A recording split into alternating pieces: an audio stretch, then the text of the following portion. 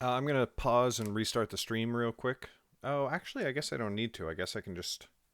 Yeah, I don't need to do that. Never mind.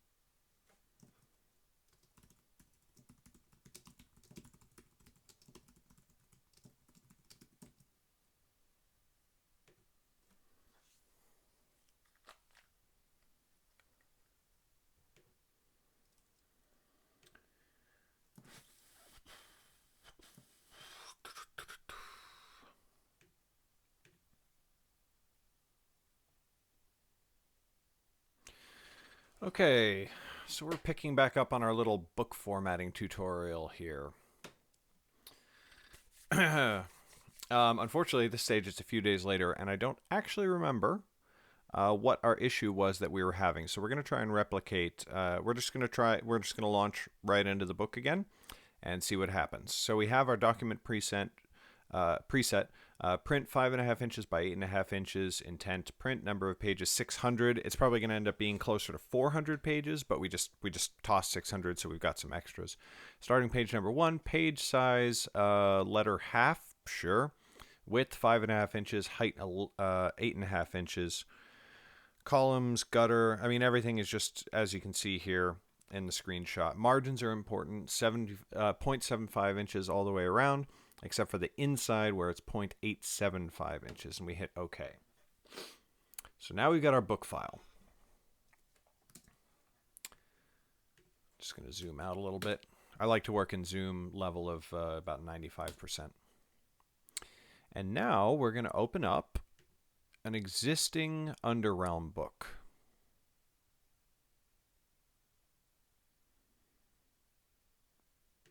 Here we go.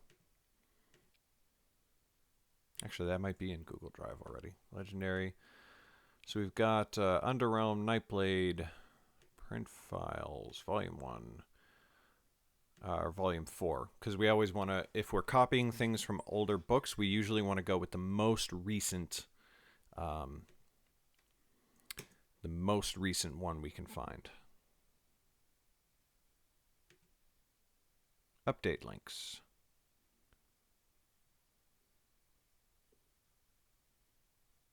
Missing font.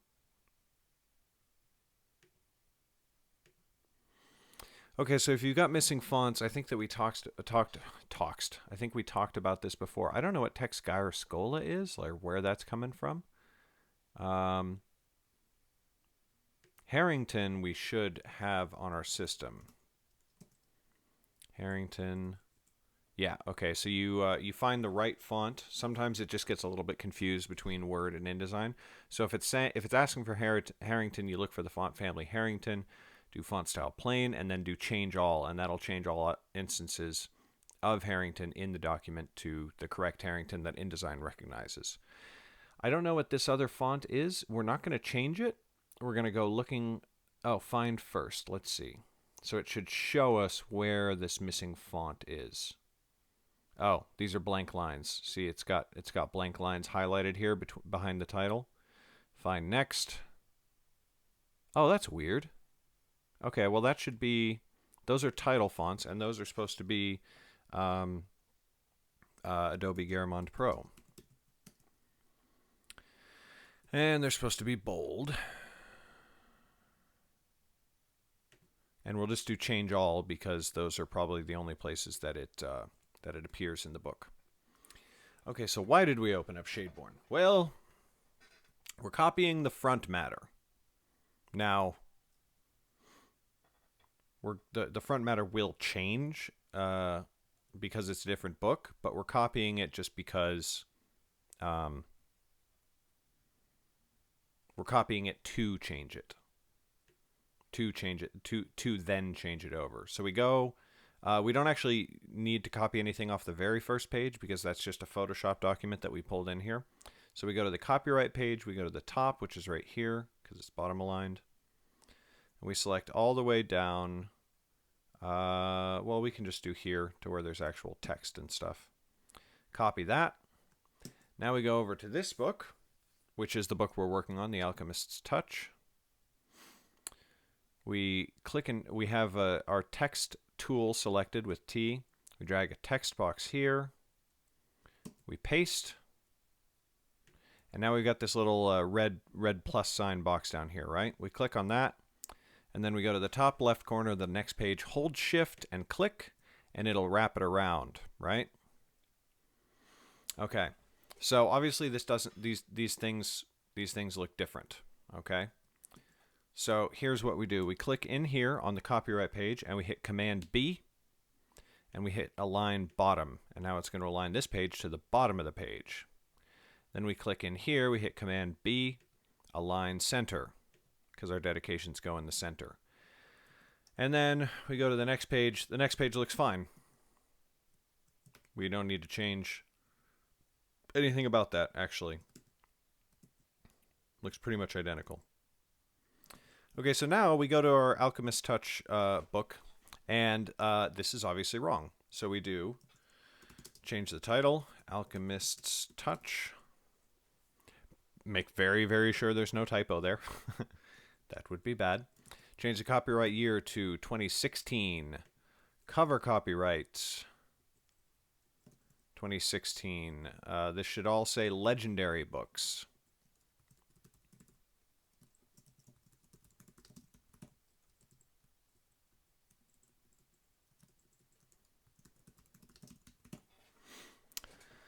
Is a work of fiction. Interior design, Legendary Books. Publisher, Legendary Books, a division of Sterling and Stone. Editor, Jason Whited. Whited, I think, actually. ISBN, we're going to delete that and we're going to leave it blank. ISBNs will be provided on these things. When they go to our cover or to our interior formatter.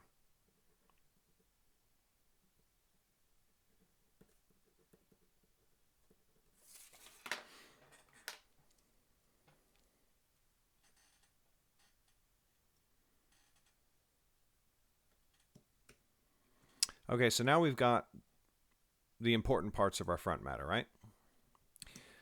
So now you'll notice that on our Shadeborn book, we have this cool little title page. So this thing's cool. So that title page, that title page is in, we have existing title pages already, right? For the existing books. So we get a Legendary, Underrealm, Nightblade, Print Files, Volume 4, Interior Files, and then we have Shadeborn title page. Don't resolve. We shouldn't have.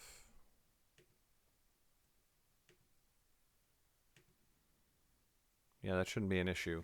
Just let it use the existing pixel data. So now this is the title page. We're gonna save as Shift Command S, and we'll save it in Google Drive. Legendary, Underrealm, Academy Journals, Print, Volume 1, AJ01. We've started using abbreviations for books in file names just because some of the titles are a little bit long. So it's AJ01 for Academy Journals 01. Good, that's done. Okay. So now we've got this title page, but obviously it has the wrong title, so we don't want that. So also in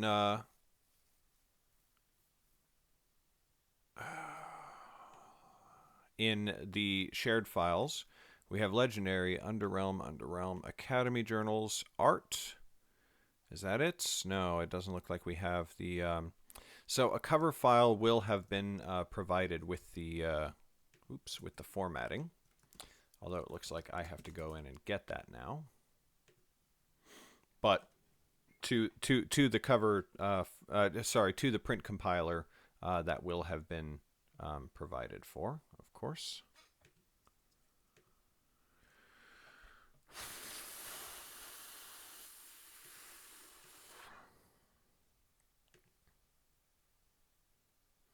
Alchemist Touch is the first one, so I'm going to download it. It's actually good going through this because it's making me realize how many pieces have to be in place so that the print compiler can do their jobs. But that means that I can put it all into a checklist so that the compiler doesn't have to mess around with any of this crap.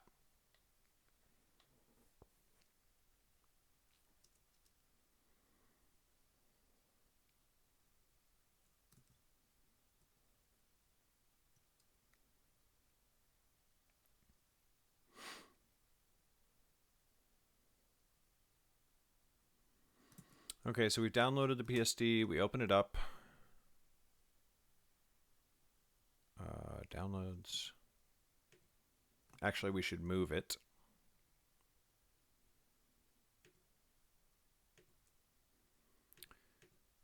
Google Drive, Legendary, Underrealm. Oh, no, we shouldn't move it. No, that makes a duplicate file. So we just open it. Just open it up.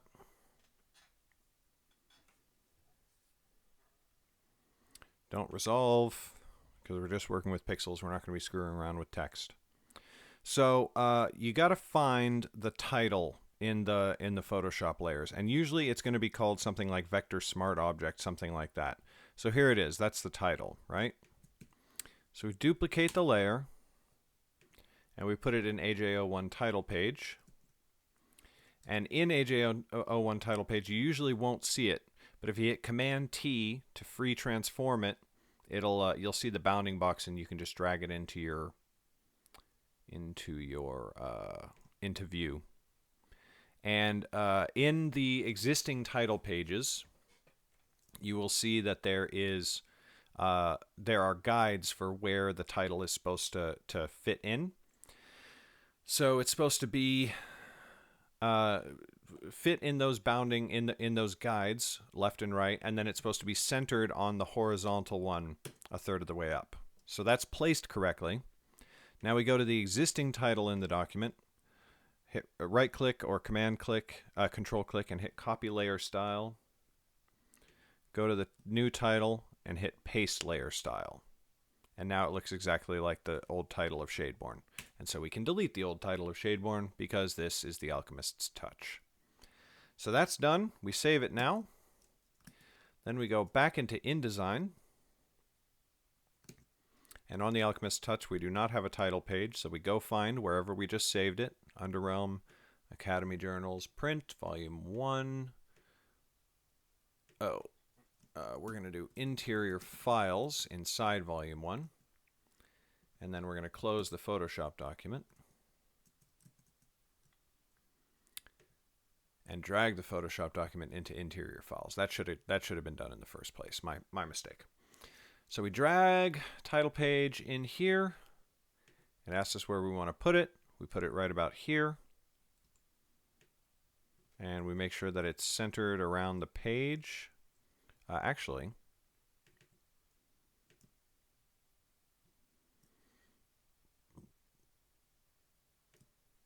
we want to size it the same size as the page. Now, InDesign's got a weird thing where there is the outer blue bounding box, and then there's the inner orange size box. And the size box controls the actual size of the document, and the blue bounding box just enables you to crop out sections of it, which is weird. I don't know why it does that.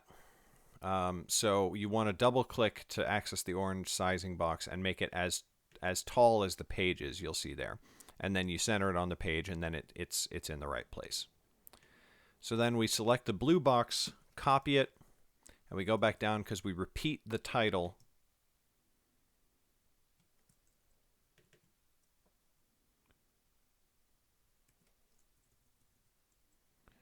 after the front matter. So this is all the front matter. Oh, except for the logo. You need the logo on the copyright page. So again, we go to our last book. You should actually do this when you're going to the old one if it looks like this. Drag the bounding box, the blue bounding box, so that it's as wide as the margins of the page. And then select it, copy it, and paste it here. And then if you've dragged it so that it's the same size as the...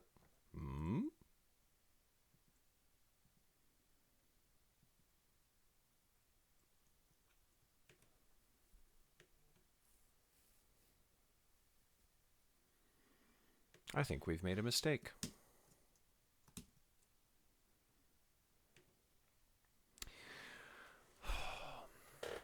We didn't set up bleed for this document, and now we want to punch ourselves in the dick. So this is scrapped.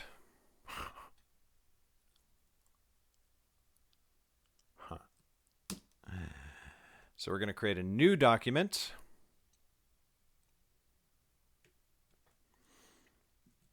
You want quarter inch, not quarter inch, 1/8 inch bleed all around, 0.125. Make sure that's there. Save that as a new preset so we don't fuck it up again.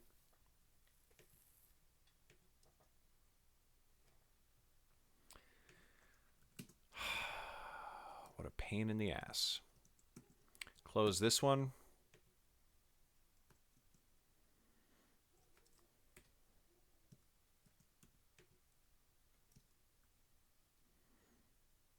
Again, copy all of the front matter. Create a text box, paste, select on the red plus mark. Oh, Jesus. Shift click on the top left corner.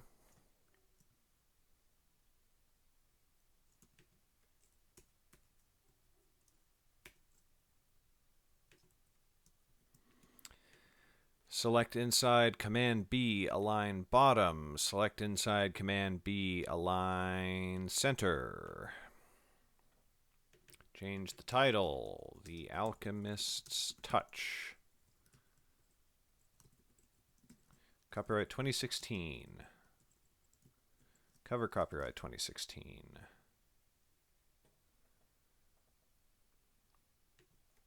Editor, Jason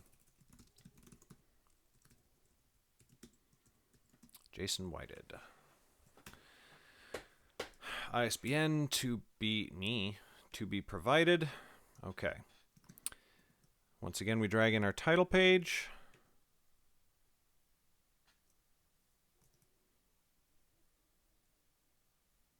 That's why this didn't make sense before. So you should be able to click on the top left of your bleed, and it should fit perfectly where it's supposed to go. That's how this was designed. So that's why that's why that was weird before. So now we copy it, we go after the front matter, and we put it right in here, and it should align with the left. Actually, the right side of the Photoshop document should be right on the right edge of the page. Okay. So now our front matter's done. Finally. Now we're going to put in our book.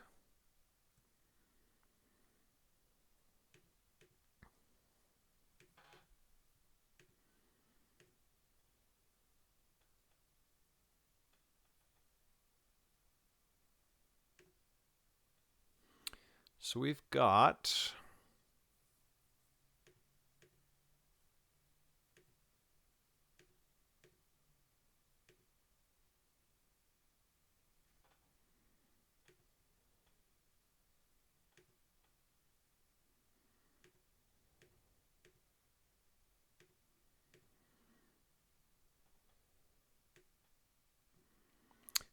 our Word document that we exported from Scrivener.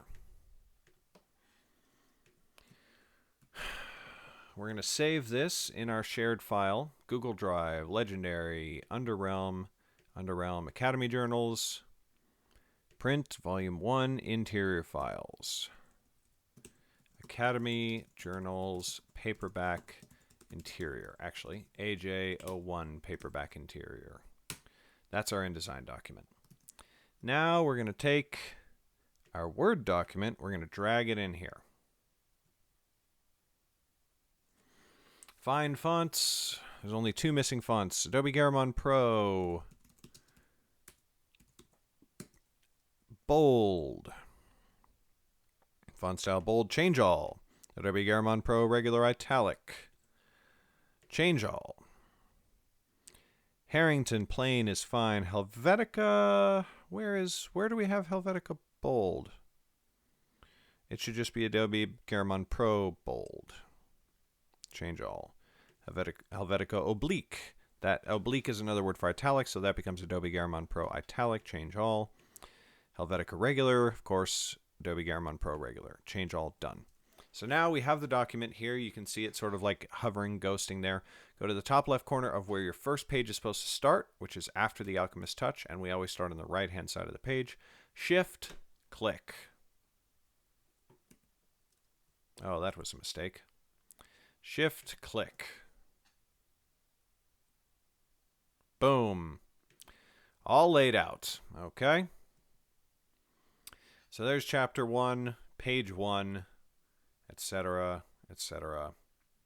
And it goes on all the way throughout the book. If we look at our pages pane over here, we can see that this goes on for quite some time. Okay, so now let's go to our first page. Let's select in the text select tool with a T, click in the box, Shift Command End, and that will go all the way to the end of the book. Now we hit Command Option K, which allows us to keep lines together. So that removes widows and orphans, and we keep 2 lines in every paragraph together, and we hit OK.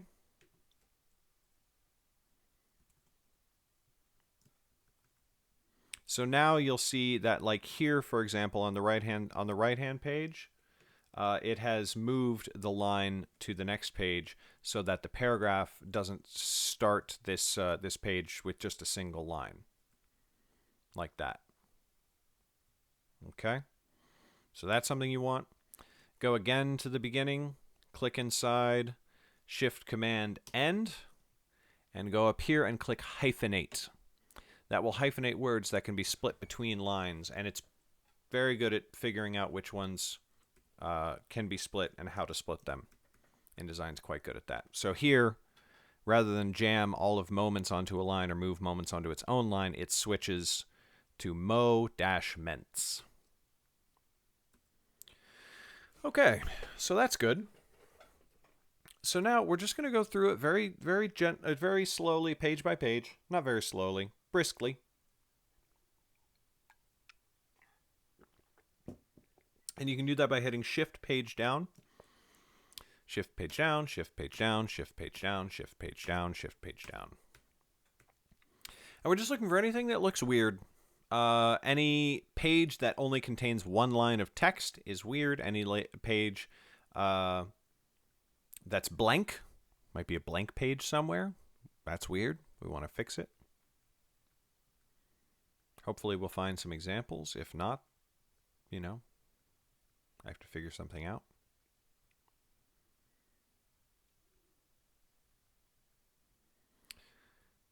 Everything looking fine so far.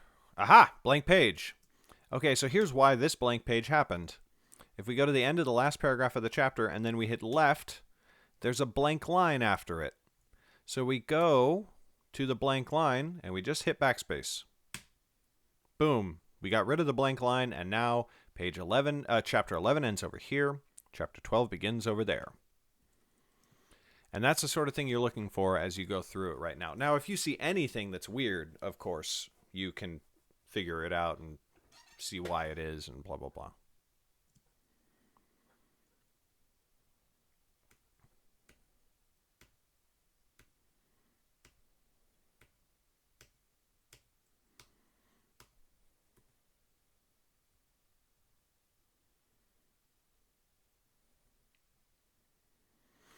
Here you'll notice we have our chapter dividers. Now the settings that we put into our chapter dividers last time, combined with the images that we use, mean that this chapter divider fits perfectly on the page. It's centered, it fits in the margins. That's why we used the size of image that we used and the settings in Scrivener that we used in order to put that there. There's the end of a scene, a blank space, the chapter symbol, another blank space, and then the next scene starts. So it looks better than just the typical 3 stars that everyone likes to use. I'm going to put on some music, damn it.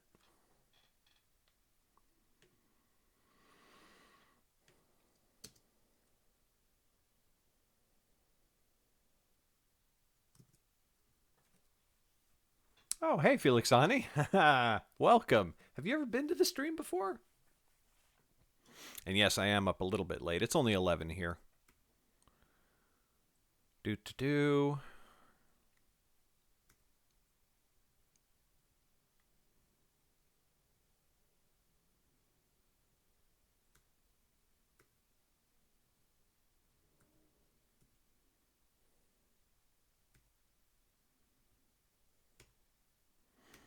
This all looks fine.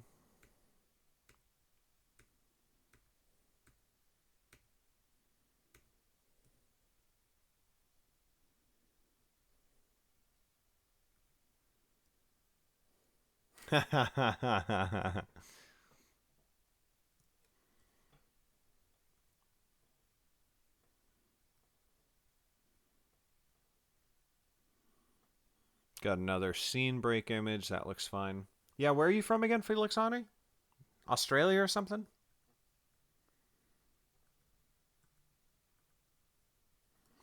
We got another blank page. That's from the last paragraph, which then has a blank line. So we go to the blank line, hit backspace, fixes it.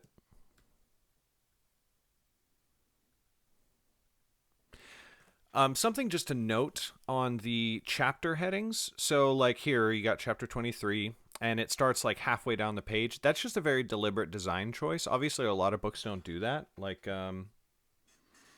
here's one of the Realm and Sands books, and the chapters look a little bit more typical, like sort of what you'd expect, where it's like a little bit further up the page. There's a few lines of blank space just to indicate the chapter break, but it's more typical.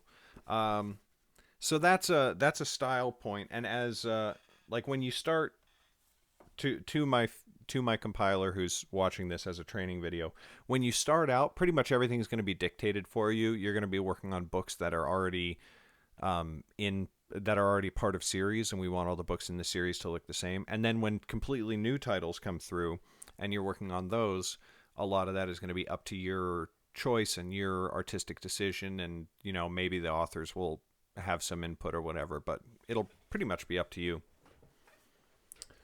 Ah, Midwest. Yes.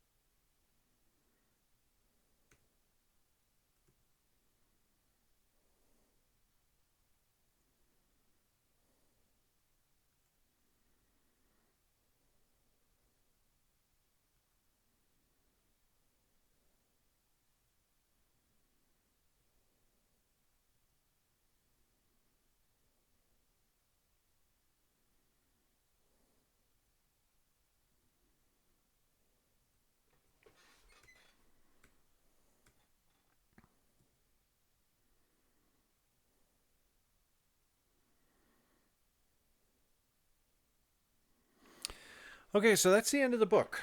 Now, there's an error here. I'm not exactly sure why there's an error here. It might have something to do with image sizes or something. But the book ends, and then the CTAs start. First thing, not an error, just the way that it came out. You always want your CTAs to start on the right hand side of the page. Yeah, Felixani, you're not going to believe this, but the reason I chose that style is because of Twilight.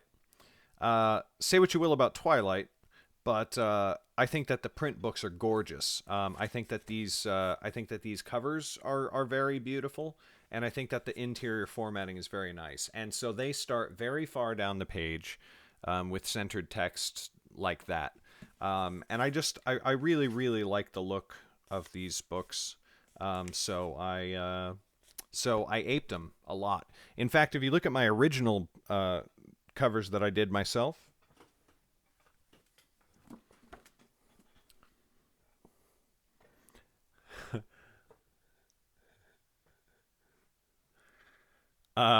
so that's obviously, there's some similarities there, right? Now,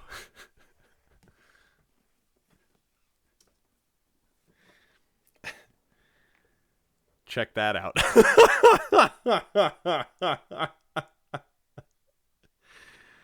Can you tell looking at the back which one is Nightblade and which one is Twilight? um, my original copies.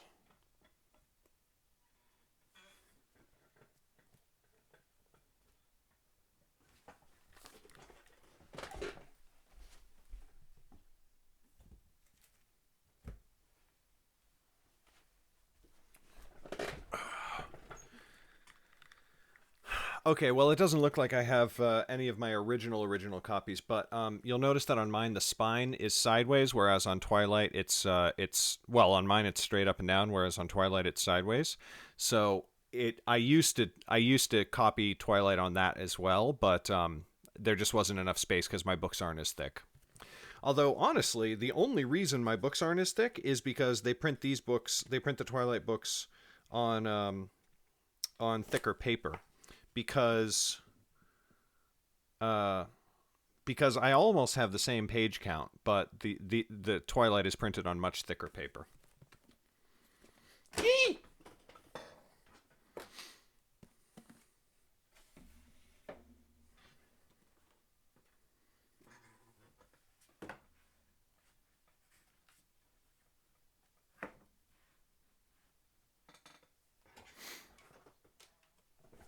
All right, back to the tutorial. Hopefully my print compiler enjoyed watching that tremendously. Um So you have to look at the CTA, and by the way, just as a point of terminology, CTA stands for call to action, and it's the things that you have in the back of your book that you want your reader to do. So it's a call to action. You are asking them to go take an action, um, whatever your action is. So here you want people to keep reading.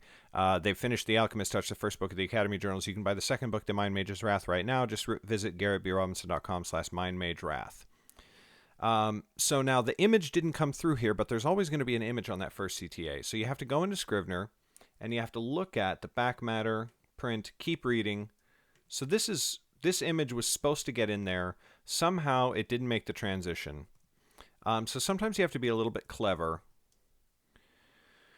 And you have to go, okay, Academy Journals, art. Here's the Mind Mage's Wrath. Here's the cover. That's where it's supposed to be. And you drop it in. Double click to get the brown sizing box. Do it like that.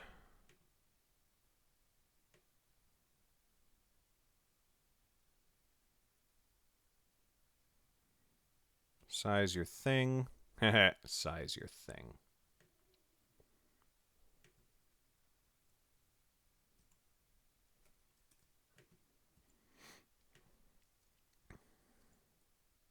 So you can select a space, and then you can select select a space, and then select your image like this. And then there is an alignment panel somewhere. So you go to Window. Where is it? Align. And you click Center, and it will center it'll center the book image over the second thing that you clicked. So now we don't need this anymore, and we delete it. So now that's centered, and that's probably a decent size for the book cover. So you click in and just add some blank spaces until it fits underneath, until the text fits underneath the image. So that page is done. Now, your first CTA always starts on the right-hand page. Subsequent CTAs can totally start on the left-hand page. That's fine. Here we've got a little thing where you don't want your titles to be hyphenated. And see where it does AU-Thor for author? So you select that title and you unclick hyphenate up here so that it stays on one. So now we got other CTAs that are supposed to be in the book. This is not the beginning. Okay, so we're supposed to have the Nightblade cover on here. Again, I don't know why these covers aren't making it through the export process, but that's fine. Go to Nightblade art. Find the Nightblade cover. Drop that in. Actually, we can drop it here, and that's so that we can make sure that it's the right size. Oops. You know, why not just have it be the same size as the other book cover we just did?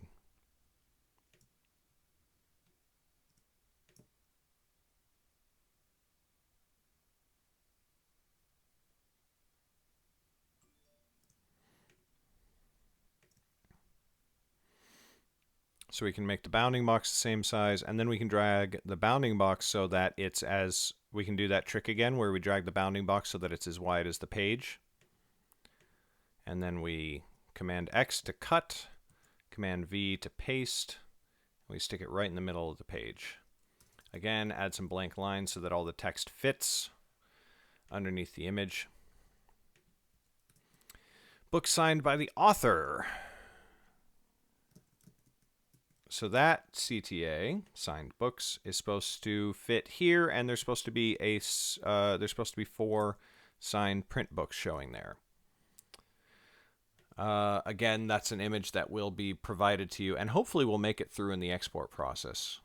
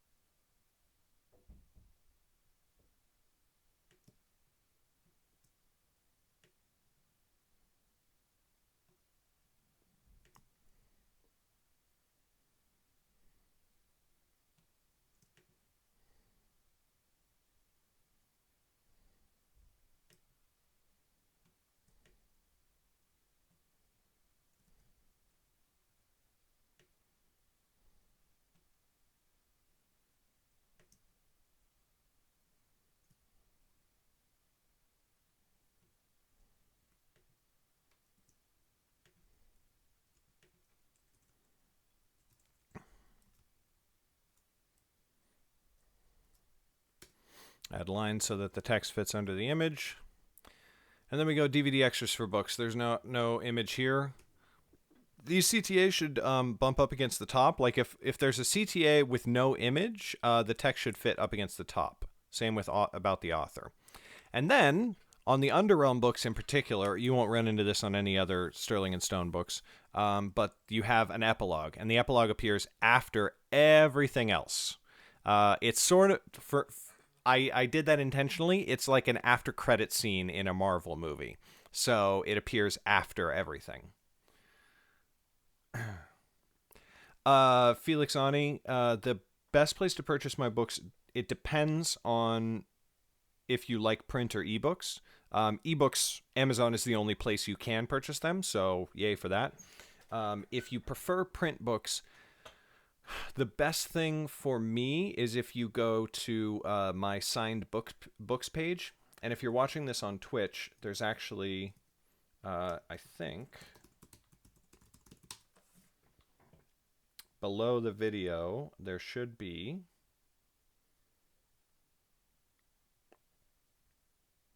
Yeah, so below the video, there's a signed books button. And that's where you can get signed copies of the book. Signed copies of the book come directly from me, and I'm able to buy them from the printer wholesale, so I make more off of the sale. Although I feel obligated to let you know, I can't offer Amazon Prime. So if you're an Amazon Prime member, you don't get free shipping, and you don't get 2-day shipping. It's like $3.99 shipping or something like that. So it's like if somebody wants to go Amazon Prime for free shipping and all that, I totally don't mind. It's totally cool. Maybe the big get the book link. You maybe there. Get the book is actually to get a free copy of the first book in ebook. Signed books below that is where you can do the other thing. Okay, so back to the formatting. So we have the epilogue, and then after the epilogue, the book is well and truly over. So now over here on our pages pane, we select the first blank page, and then we go all the way to the end here. Select shift click to select them all, and then click this little trash icon to delete all those pages. And now we have our pages, and this is the interior of the book. Now we're not quite done, but this is the interior of the book. Okay. So now we're going to go all the way back to the beginning. Now if we look at Shadeborn, right? And we go to the first page, see these little page numbers down here? So now we're going to add all that stuff. So, the way that happens is with page masters. That's weird. Oh, for fuck's sake. Oh my god.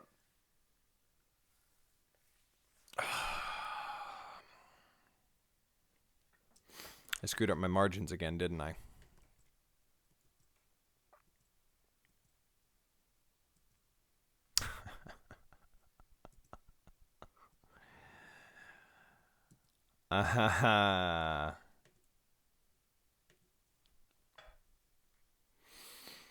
Yeah, so the Underrealm books actually have top margin of 3/4, inside margin of 1, bottom margin of 1, and an outside margin of 3/4, and a gutter of 1/6.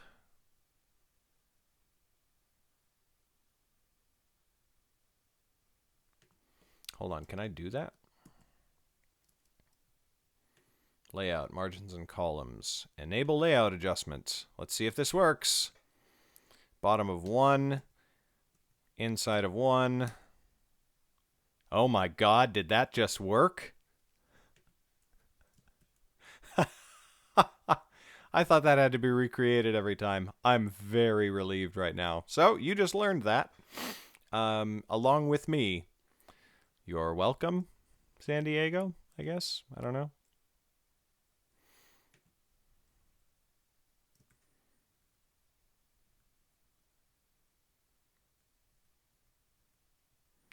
Unfortunately, this does mean we need to go through the book again because with everything being shifted around and readjusted, some pages might have gotten messed up that weren't messed up before.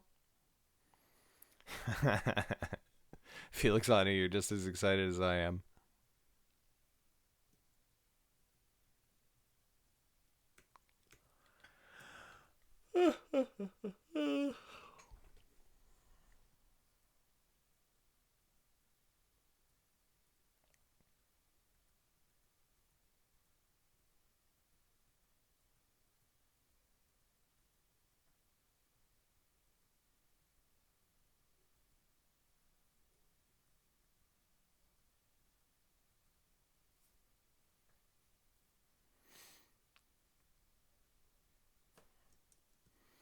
Did the layout actually change? Oh, yeah, no, the layout didn't actually change, so that's fun.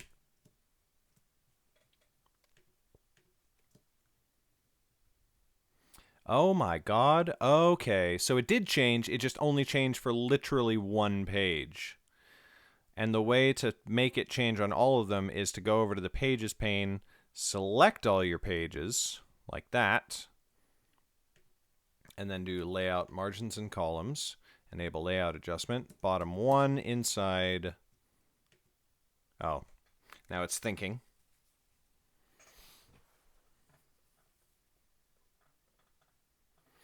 Inside 1. Boom.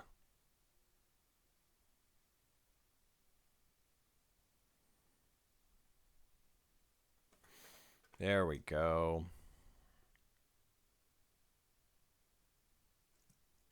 Oh, hey, remember how we were supposed to do the logo on the front matter? Yeah, we didn't remember to do that this time.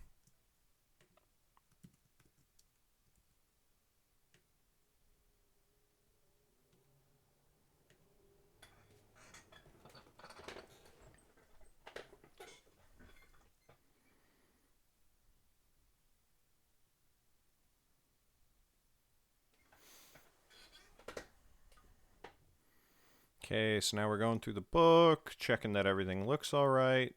Yeah, this is going to increase our page count too, which I thought was a little bit low. It was only 320 pages, which is very unusual for this length of book.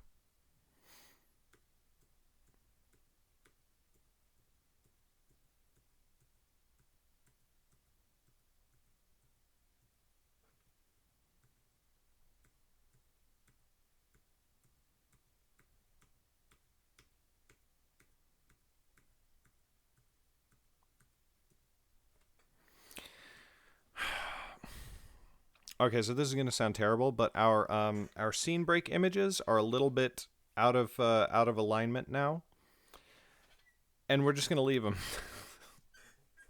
because they're still centered and they still break up the scene totally fine. We could size them all down a little bit, but it's going to save us work in the long run not to do that.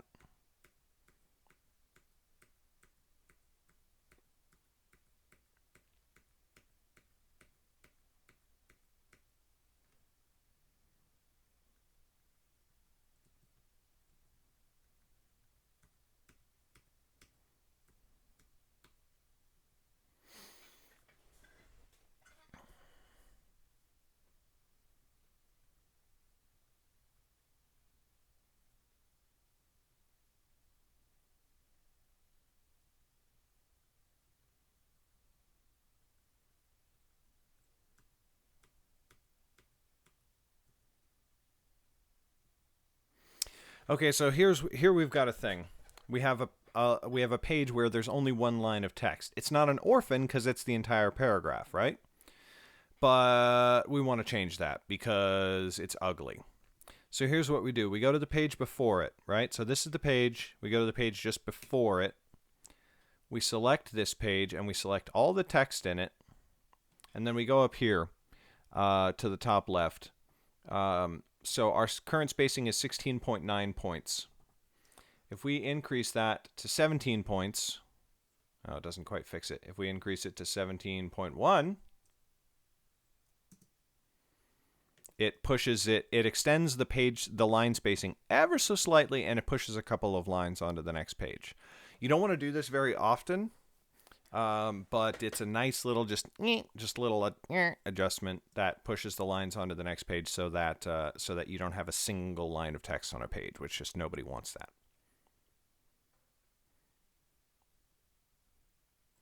And now, of course, our CTA has moved. So we select the image of the book, Command X to cut. Go to the, oh, hello. So now, remember, so we deleted all those blank pages at the end of the book. Well, now we need them back. So you can click here, create new page. Oh, let's not do that. Right-click or control-click here, insert pages. And let's just add 100 pages after page 322. Master A master is fine. So now we have the red plus sign box down here again. If we click that, and then shift-click on the top left corner of the next page, it will push our book on through the rest of the thing. And hey, look, we have a blank page. So we go to the line before. End of the paragraph, or sorry, we go to the blank page, click inside it, get that blank line, hit backspace to get rid of it. So now, no more blank page.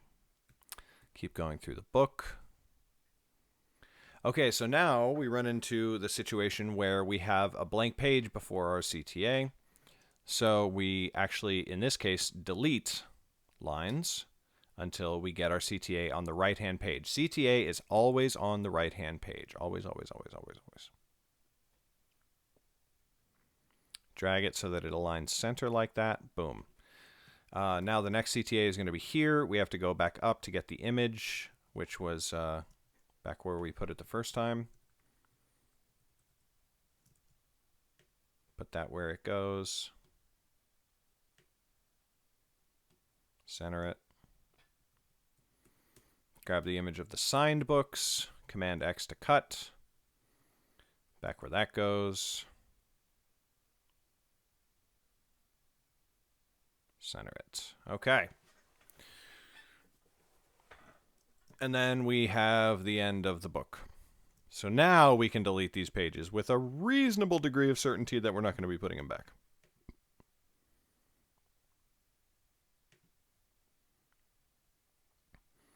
So we've added 20 pages to our book by doing that, which seems a bit more correct. So there's the end of the book, there's the CTAs, etc., etc. So now, back to what we were talking about before. Pages, page numbers. In Shadeborn, they're at the bottom there. So the way that we add page numbers is we go up here into our Pages pane, and you'll see this thing called A Master, okay? So you've got boxes here. And the boxes have a special character that automatically generates the page number of whatever page you're on. And you can add that character by going to Type, Insert Special Character, markers current page number, which is also Shift Option Command N is the shortcut key, although that's not much of a shortcut key. So that's how we added it, and then we formatted it to where it looked the way we wanted it to. But then we also added these little images here, right? You see these? Now, those were images for Nightblade. We have a new book series here, the Academy Journals, and so we don't want the same images as Nightblade. But we do want the page numbers to look the same. So we're going to select both the boxes that hold the page numbers, copy, and then we're going to go to the Academy Journals. We're going to go to our A Master page, and we're going to put them in here. Going to move them to the bottom of the page. Oh, that's funny. The A Master didn't take the new margins that we have, so that's fine. Margins, top, bottom is 1, inside is 1. And now they fit perfectly, as you'll notice. So now we need some small image to go on the other side of the page numbers.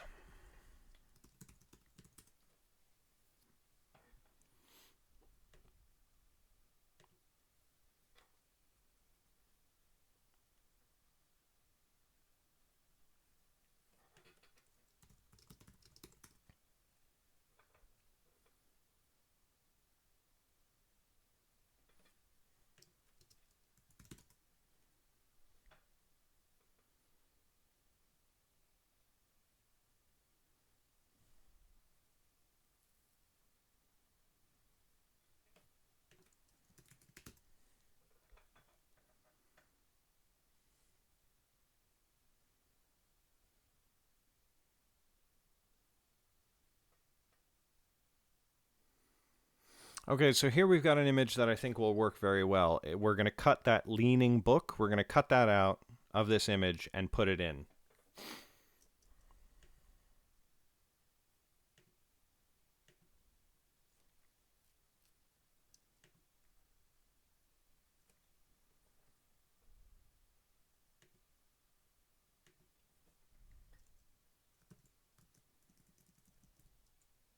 So here's how we do that. Open the image we just thingy thing.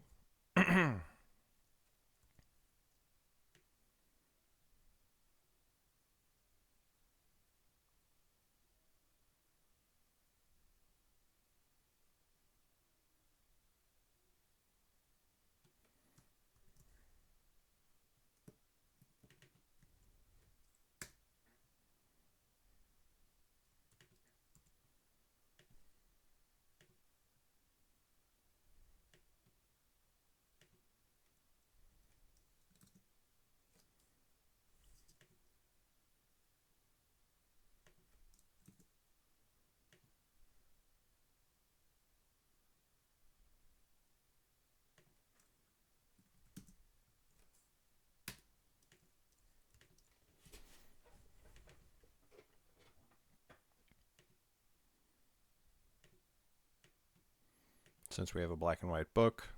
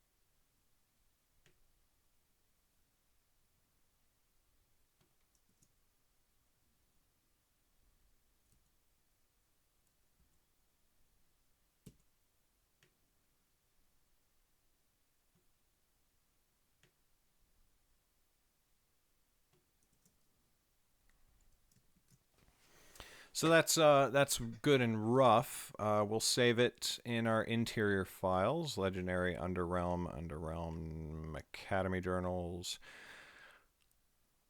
Print, Volume 1, Interior Files, Page Number, Accessory.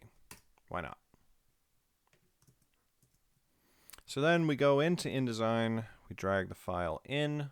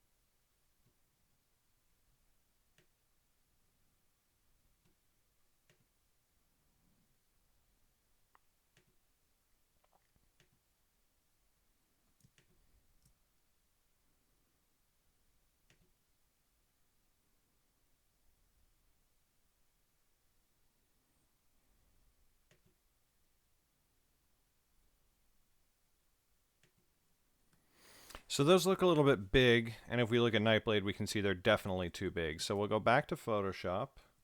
Oh, hey, what's up, Ellie? Just FYI, the video's all done. I exported it, uploaded it, scheduled it for tomorrow. So thank you, and I'm sorry you had to spend so much extra time, and the images were all borked and all that shit. I know that sucks.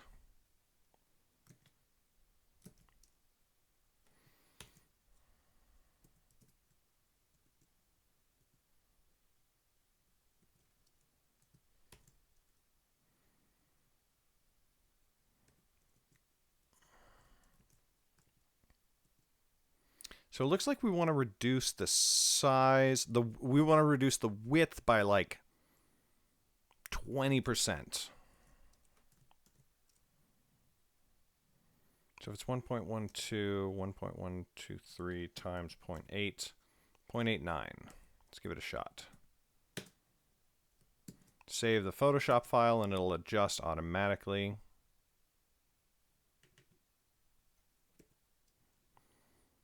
Links.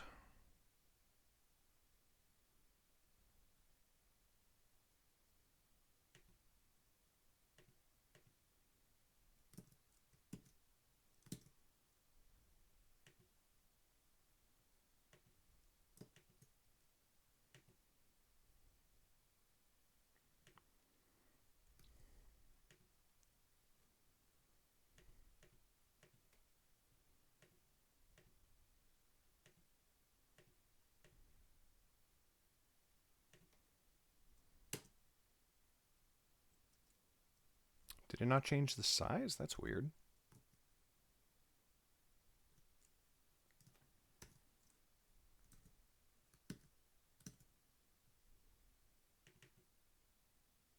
Oh, it doesn't change the size. That's interesting. Okay, well, fine. We'll leave the size where it's at.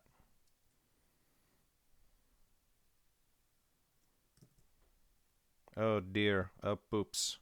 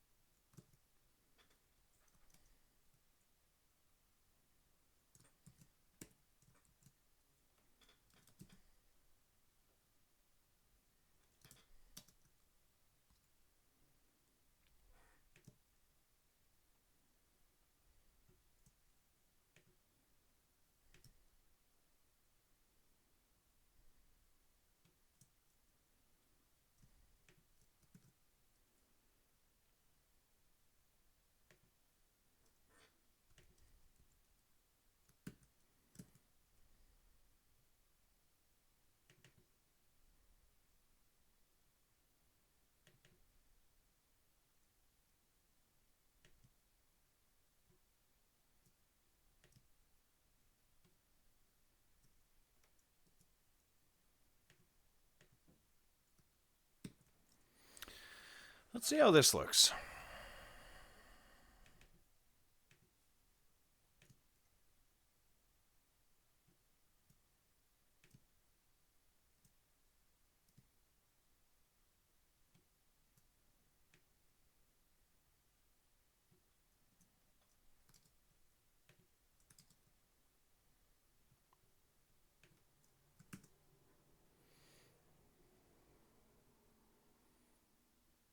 Oh yeah, if the patron videos are 9 minutes, that's totally fine. Hopefully, it didn't take you much longer to edit, did it? It because I try not to do so many takes on the patron videos because it's much more just like freeform, freestyling, as it were.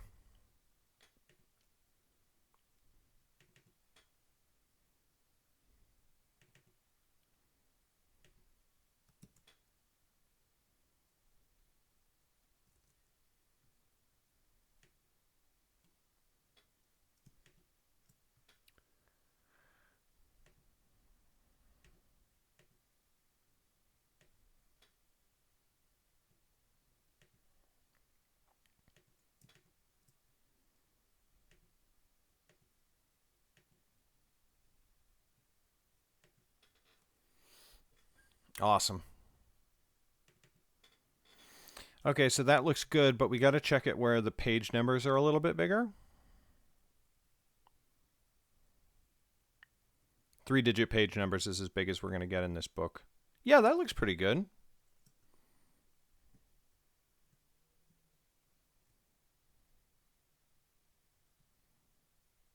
You'll note that the resolution looks a little bit not great, but that's just because it's linking to the Photoshop file. Like we made sure that the Photoshop file looked good, so it's going to be okay.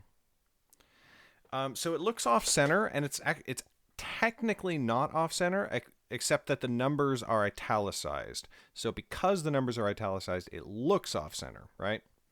So we're just going to take it and we're just going to beep, beep. Whoop, too much.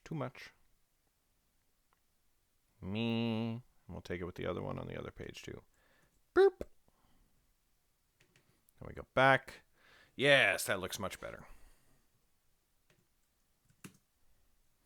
So there's our page numbers. So now, but you'll notice, however, that the page numbers start on the very first page of the book, which we do not want. Page numbers are supposed to start on the second title page of the book, right here where it says The Alchemist's Touch, and then that. So your chapter 1 should be page 3. So here's how we do that. We go to the second title page here, where we want our page 1 to be. We select it over in the page thingy over here. Right-click on it, and do numbering and section options. Start section, start page numbering at 1. And then section prefix A, just so that it actually differentiates it as a new section. So now over here, you'll see that where your book actually starts, it starts going A1, A2, A3, A4, da, da, da, da, but we still have a page number here. It just got shifted to 1. So we go down a page, and we don't want the page numbers to appear until here on page 1 of chapter 1, right?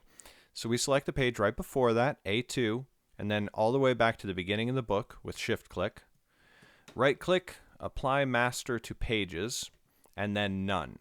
Because this A master that we created here, that's being applied to all the pages in the book because they are all A master, right? And you can even see here in the page pane, there's a little A above each page. So by removing the master for all the first few pages of the book, they're not there anymore, right? So we go through, da-da-da-da-da, end of the book, end of the book, end of the book. We've already checked all this, so we're just going to go straight to the end of the book. Oh no, we got rid of our epilogue, didn't we? What the hell? Why did our pages get messed up again? Oh, so annoying. I don't know why that happened. Okay, insert pages. I think we only need 4 more. After page. Do. We have our little red plus box here. Don't know why this happened. Very weird. Epilogue. Boom, boom, bam. Oh, so we need 1 more. 1 more page. Boom.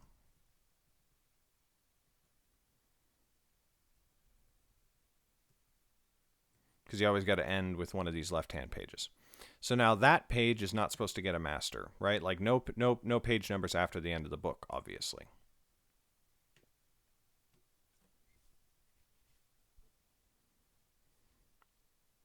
What did I scoot, Felix? I missed it.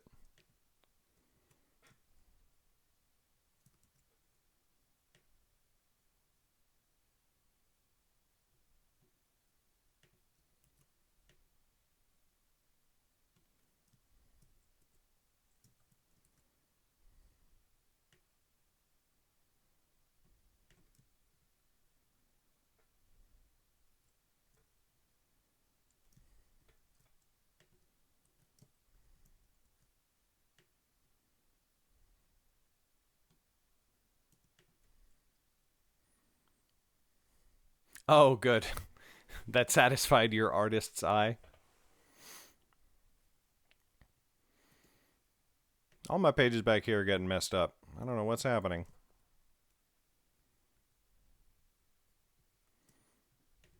Now we ended up with 2 extra numbers. 2 extra pages, I should say. Okay, so we go to where we want our page numbers to stop. So we have page 330, and then we have CTAs. At that point, everything needs to stop. So we select that over in Pages, Shift-click to the end of the book, apply Master to Pages, none. Boom, page numbers are gone. There you go.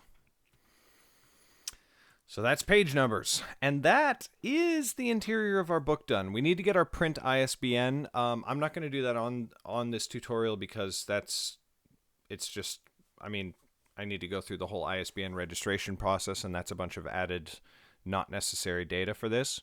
But that is the interior of our book done, provided we paste in the ISBN once we have that.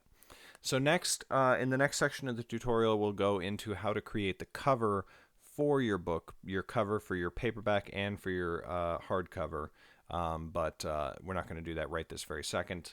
I'm going to take a short break, and so I'm going to stop the recording of the tutorial. Here we go. All right, recording stopped, keeping the stream going. But I am going to take a break, refresh my coffee, because it's late. And I'll be back in just a mo. In a mo.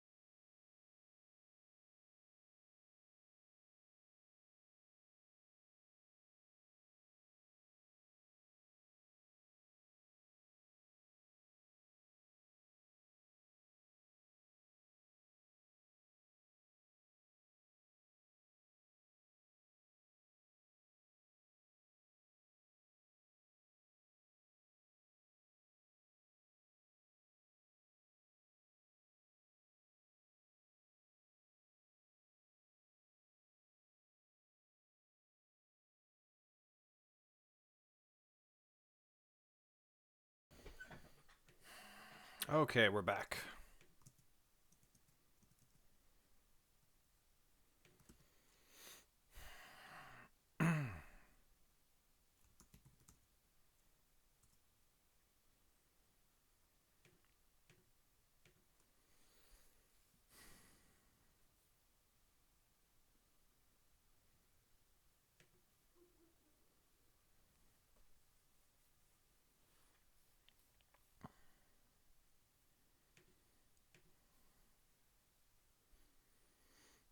We're going to do the ISBNs really quick before we start the video recording again and continue the tutorial.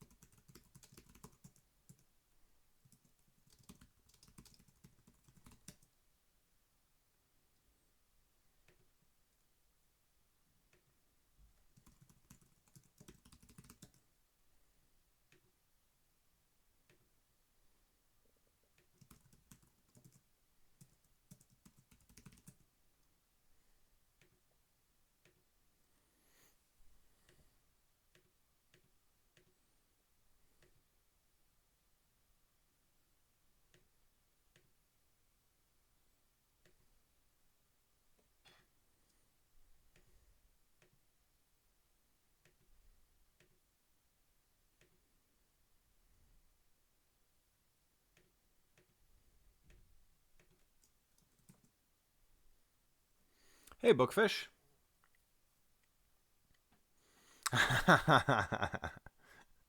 Sorry if I startled you.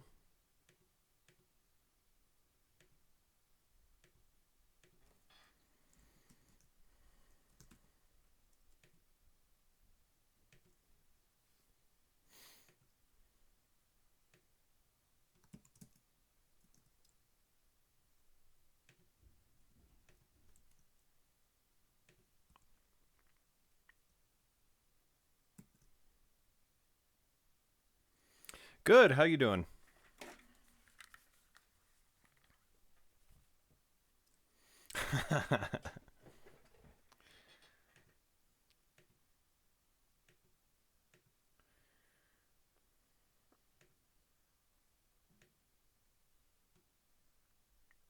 All right, we're going to start recording here.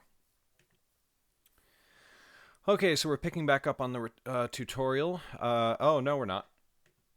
Stop the recording. Got to create the hardcover.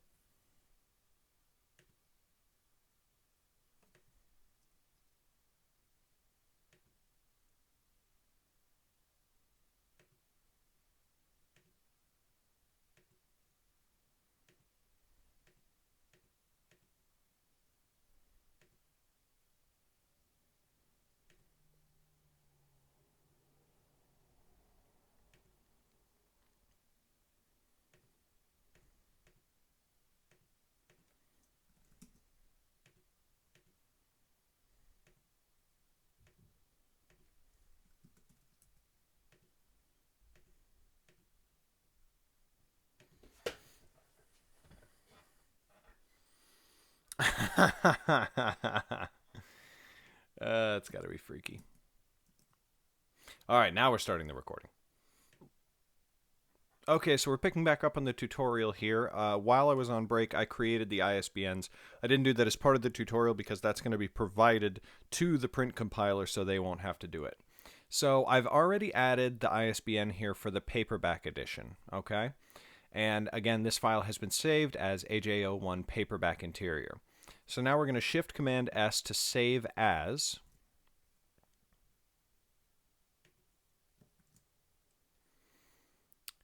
And in the same folder where we've got the paperback interior, we just do the same file except it's AJ01 hardcover interior.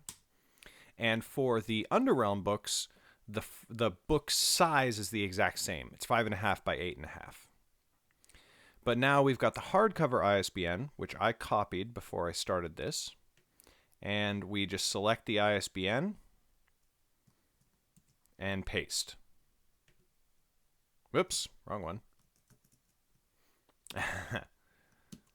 I'm so pro. Yeah, is it the wrong one?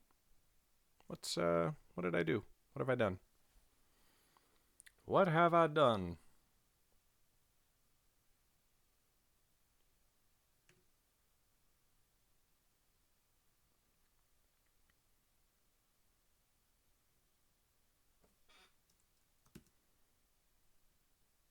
Ah. Stop doing things, OBS.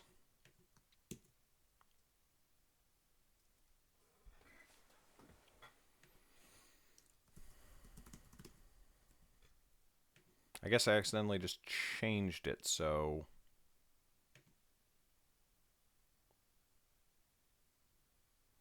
That was confusing. Oh, that's super weird. I don't know why I did that. Okay, well. Once again, something you won't have to do.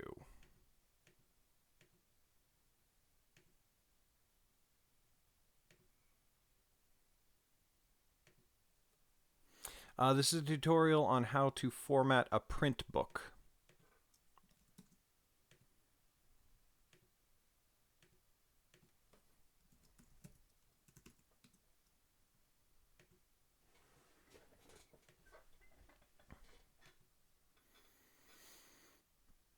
Okay, so now we got our hardcover and our paperback ISBNs. So, since we have this as our hardcover interior now, we will open recent and we'll open our paperback interior. So our paperback interior ISBN is this one. Again, that'll be provided to the compiler. Oops. Boom. So now, exact same book interior,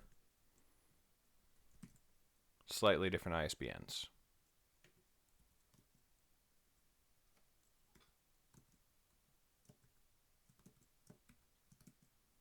No difference except that ISBN.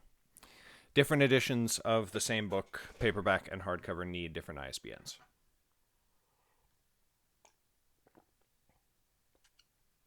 Because U.S. law. International law, actually, if I'm not mistaken.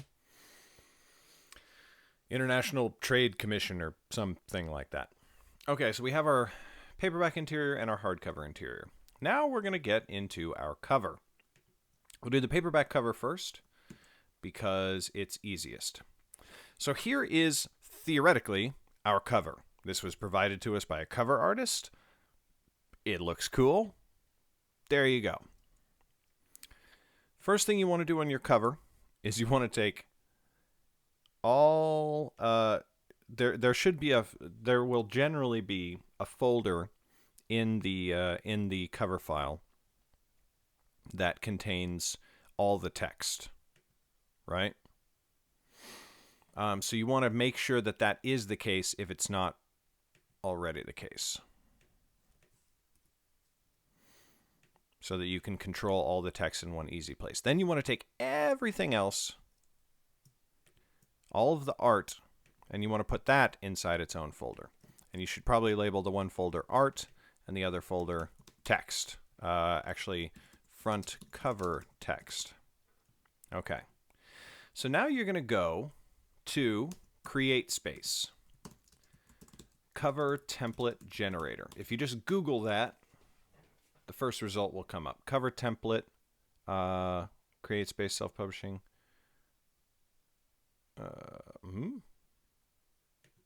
Yeah, that should be the right page. Yeah, okay, there it is. So interior is going to be black and white. Trim size is going to be different for each book, but it's generally going to be 5.5 by 8.5. Some will go 6 by 9, but generally it's going to be 5.5 by 8.5, and that's what it is in this case. Number of pages is actually contained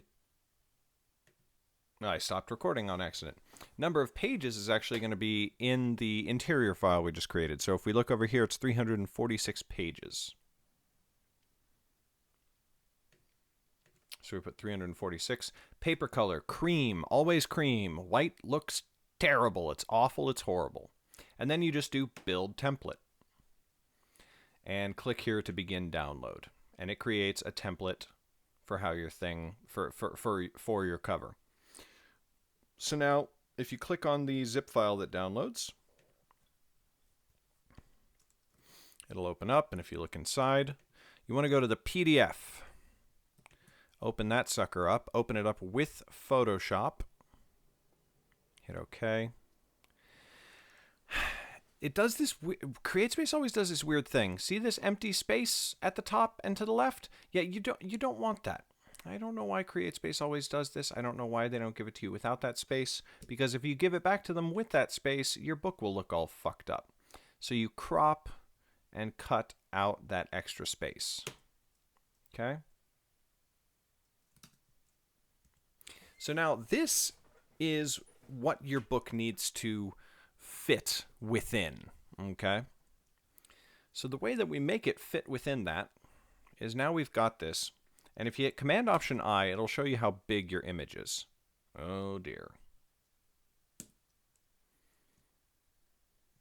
Oh, I forgot one thing, which is that when you're trimming this stuff off, you actually want to crop it all the way to the solid color, not where it's partially faded out.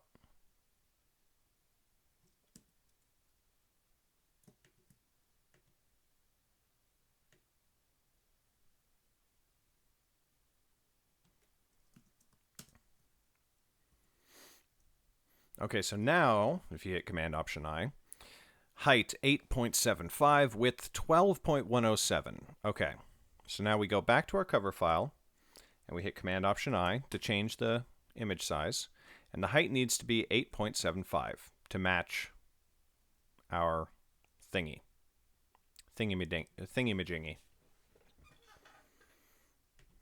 Okay, it's just going to use the existing pixel data for my name. Hey, what's up, Richie writes? Yeah, it's just past midnight here. It's not actually that late where I'm at. So now we've got the right height, but we want to make sure we have the right width as well. So we go back here, look at the image size, 12.107. Go back, canvas size. Don't change the image size now. Command-Option-C, 12.107. Boom. Proceed. So now the canvas will shrink to fit your available area. Okay, so now it's cutting off a little bit of his hand. So this is why we put all the art in the thing, right? So we take the art folder, which contains literally all the image itself, and we shift it over until he's no longer being cut off by the thing. Go back to our template, select layer 1, right-click and duplicate layer.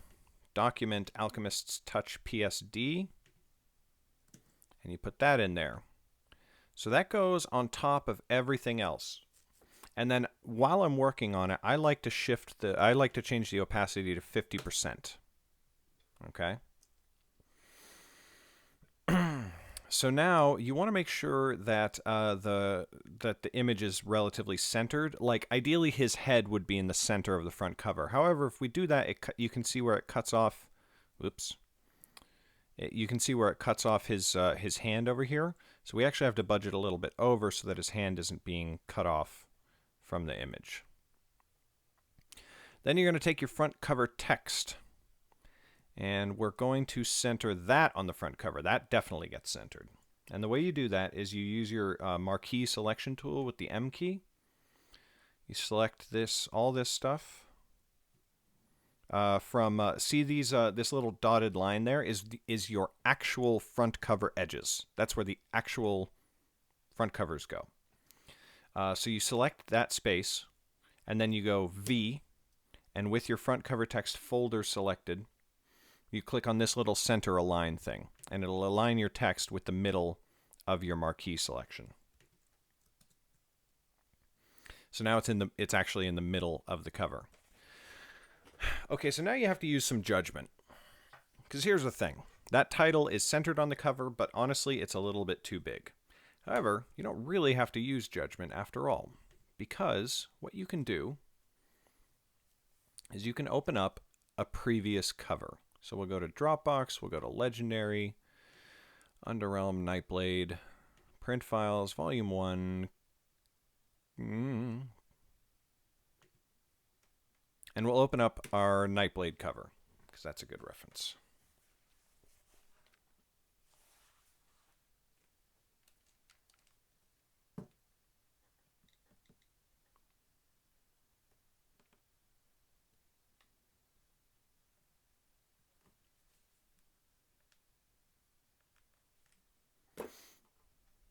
Don't resolve any of this crap.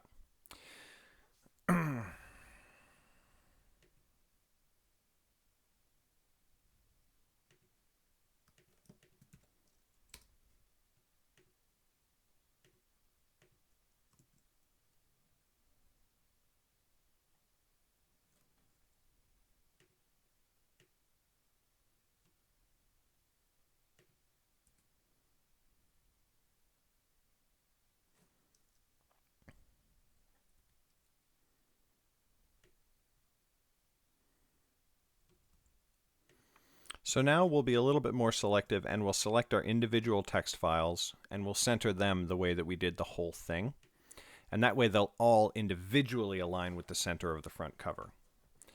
So now with this open and zoom to size, you can always zoom to size by hitting Command 0, and the document will fit to whatever your screen size is. And then we can close this now. We don't need it anymore. And then with our Nightblade file zoom to size, we can see sort of, if we turn this part on, we can see about where things are look like they're supposed to be fitting, right?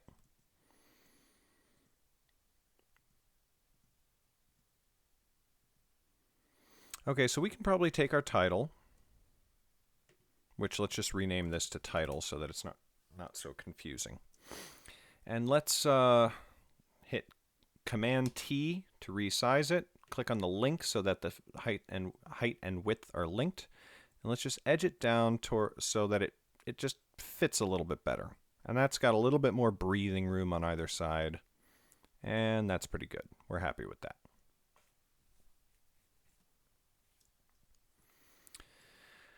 Now, you'll notice, however, that that the name, my name, the author name, is not the same size book to book. So what I'll often do when I get to this point is I'll actually just delete my name from the book we're working on. I'll go back to the book we're copying from. I'll duplicate the layer, because the coloring and all that shit doesn't change book to book, right? And so then I'll just move it. I'll duplicate a copy and put it in the new book, and then I'll center it again.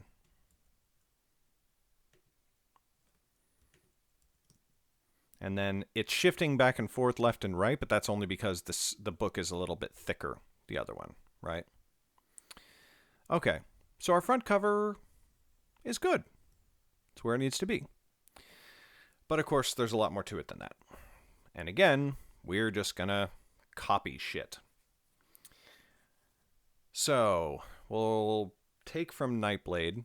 See how we got different folders over here? These folders are very good friends. The spine. We'll do the spine first. Let's just straight up duplicate it into the Alchemist's Touch. And we'll go over here. So now it's off center, right? You can see that. So we will hit Command A to select the entire document. You can see the little blinking line at the edges. And then with our spine folder selected, we will hit this little center align, and that will make the spine folder, the spine, just the whole thing just aligns to the center of the whole thing. But of course, we still need to change some things. So the legendary logo, the logo at the bottom of the spine, that's fine. We don't need to change that. That's great. Author name doesn't change. In fact, if you flip back and forth between the documents, you'll notice it's in the exact same place, which is great. We like that. But the title obviously needs to change. But before we do the title, let's start with the number at the top. It's a Roman numeral for 1. Okay. So now you'll notice that it looks pretty similar to the book title in terms of how it's formatted, so that it looks like it's sort of like popping out and it's got the drop shadow, but it's not quite the same color. So here's what we're going to do. We're going to go to the book title in the front cover folder, front cover text folder. We're going to right click on the title, copy layer style. Then we're going to go to the number and watch it closely. Right click on the number, paste layer style. And the number changes. The color changes ever so slightly, and it matches the existing color of the title of the book, which is what we want. So that's perfect. But now we have to deal with the title, and frankly, that's going to be more of a pain in the ass. So what we're going to do is we're going to duplicate the title layer, duplicate layer, and we're going to call it spine title. And we're going to put it in the spine folder, obviously, because that's where our spine stuff goes. And we're going to delete. No, we're going to leave our existing spine title, the spine title from Nightblade, but we're going to hide it. Okay? Because we're going to want to use it for reference later. But we don't need to see it right now. But we got our new spine title that we can see. And here's the annoying thing about the way that these files get turned over. It makes sense that it is this way, but it's also just kind of annoying. It's not text. It has been saved as a layer. So I can't select in the text of this layer. So what that means is we need to select and don't worry about the drop shadows because those are currently being added as an effect. And with the layer selected, we hit Command X, and it's going to delete it from the spine title layer. Oh, you can hide your front cover text while we're doing this.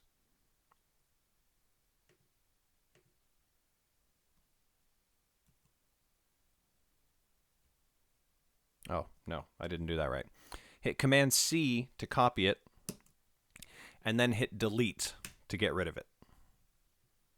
Oh, is that why that didn't work? Okay, so we have to rasterize our title thing first. So rasterize layer.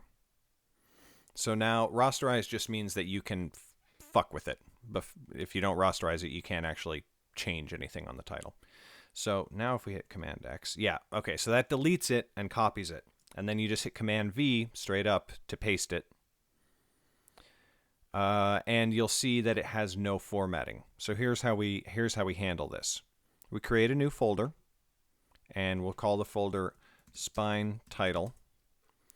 And then we'll select our spine title, right-click, copy layer style, select our folder, paste layer style. And then, if we drag our into the spine title folder, it gets the formatting treatment. You see how that happened? Okay. So now we need to do the same thing with touch. So we go to the spine title, do a little marquee selection, and we just select the word touch.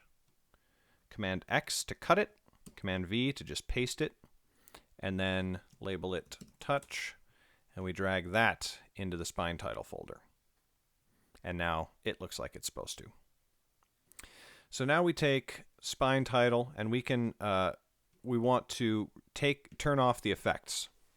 And then we relabel it Alchemists, and we drag that into the spine title folder. And now, well,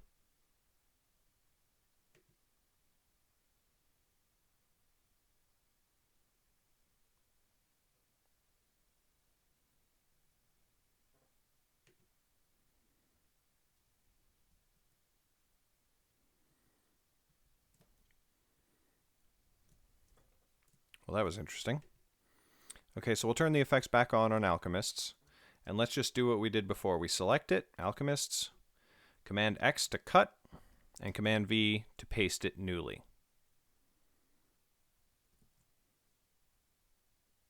Oh, interesting. Okay, good. So we'll paste it in a new... What? Why? Why are you doing that? I don't understand. Oh, yeah. Okay, so it's already in the spine title folder, right? So now our spine, if we turn off alchemists, there's nothing left on that layer, so we can delete it. But in our spine title folder, it now has all 3 words. Okay? So we can label this alchemists. We can order them so that the alchemist's touch. So now if we select all 3 of those layers, and then we hit V so that we have our selection tool, and then we click on this button right here to center align all of them. Now they're all center aligned. However, they're not the same size, so that's a massive pain in the ass. So the way that we handle that is we want to use similar letters if we can. So we have this T, which is very convenient. And we're going to shift drag the edges around. And we can use the T off of the other T so that all the words end up being the same size, right?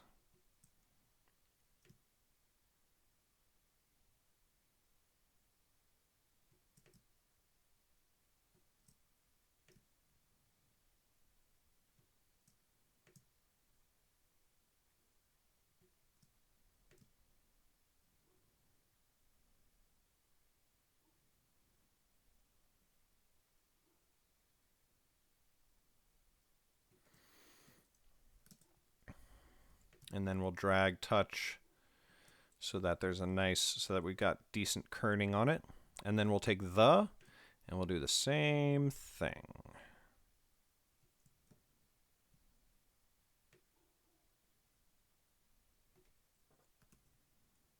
This one actually needs to be sized up a little bit. And of course, sizing things up in Photoshop usually doesn't look that great, but since we're going to size the whole thing back down, in this case, it doesn't much matter. Now, I think we're going to have a problem with this spine title in that we are going to hit Command T. We're going to rotate the whole thing 90 degrees. Oh yeah, this is going to be a massive pain in the ass, isn't it?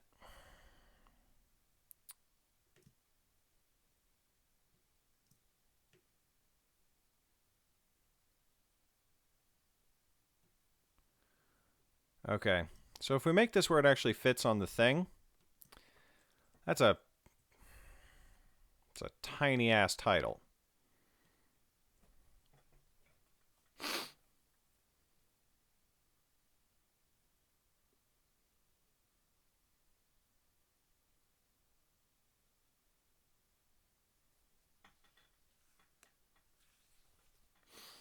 Why don't I think of these things when I'm naming my books?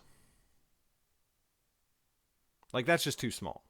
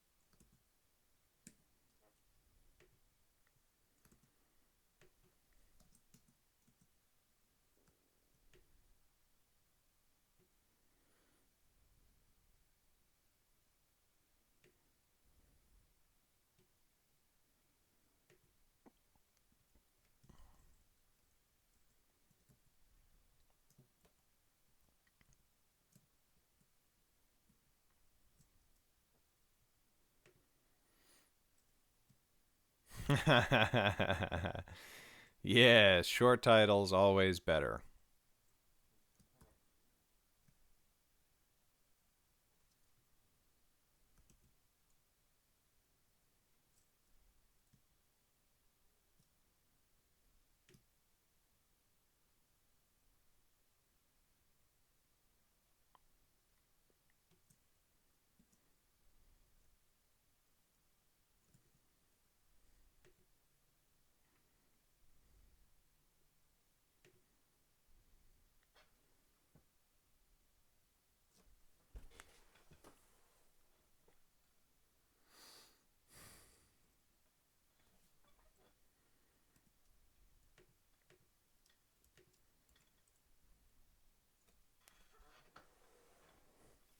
Oh, I don't do my own covers. I only format my own print books for right now, but I'm literally making this video to teach somebody else how to do it because I'm sick of doing this. Yeah, I didn't do the cover art or the title design or anything like that.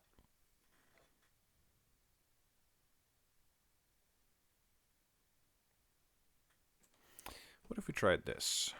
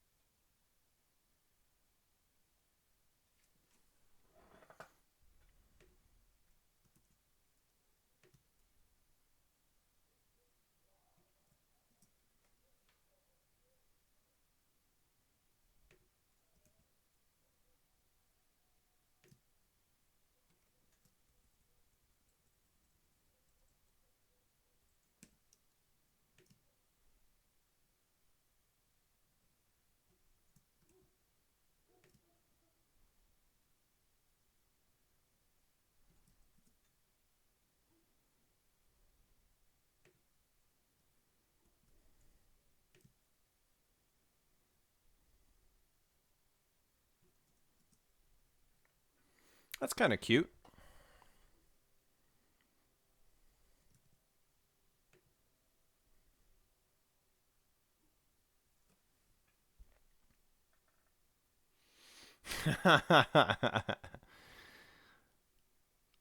Okay. Anybody have any suggestions? Because I fucking hate this right now.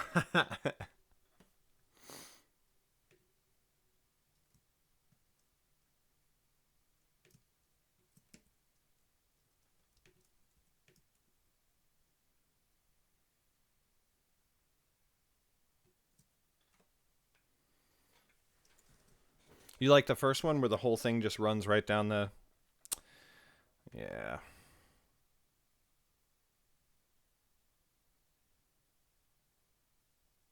I should have saved that, I suppose.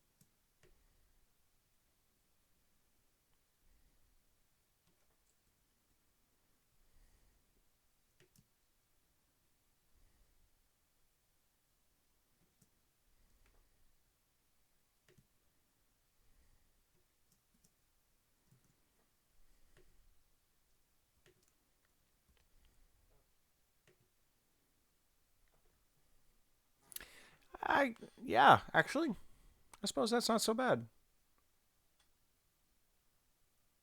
Huh.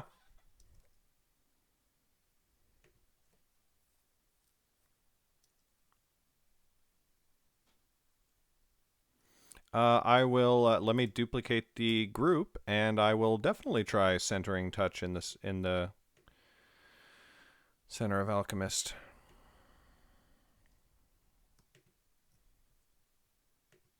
Ah, not like that.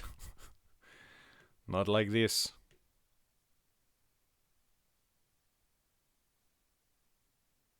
Stop it.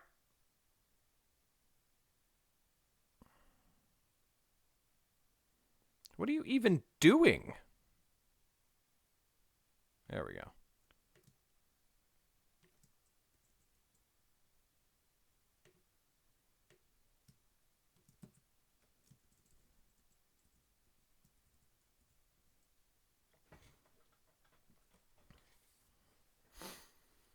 I saved.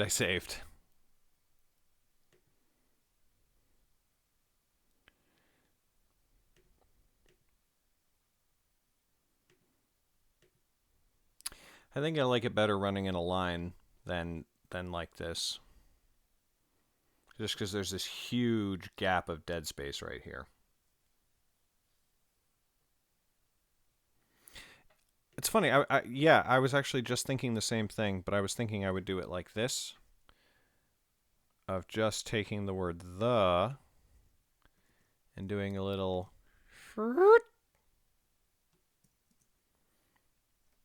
maybe nudging it down a little bit, and then taking the whole thing and going a little little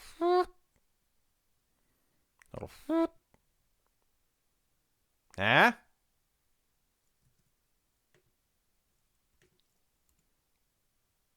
Eh? What do we think?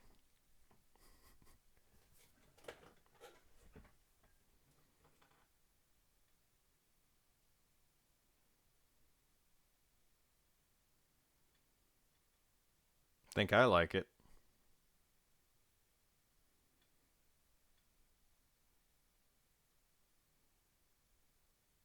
A little. Okie dokes, that's what we're going to roll with.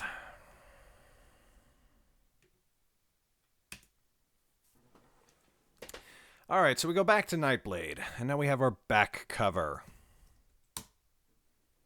Duplicate the whole group, put it on the new book, center it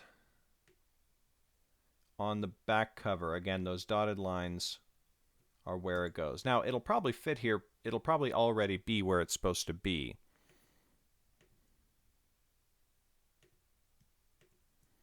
But select it all, center.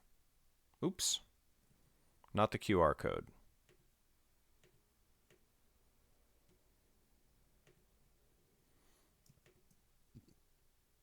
Everything else. Okay, so a little budge. So now all of these covers, all of this copy, all of this sales copy is all going to be provided to the cover designer. If you're the cover designer, you don't have to fuck with any of this shit. It'll be provided to you. However, you do have to make it look good. So in this example, since I'm just doing the book,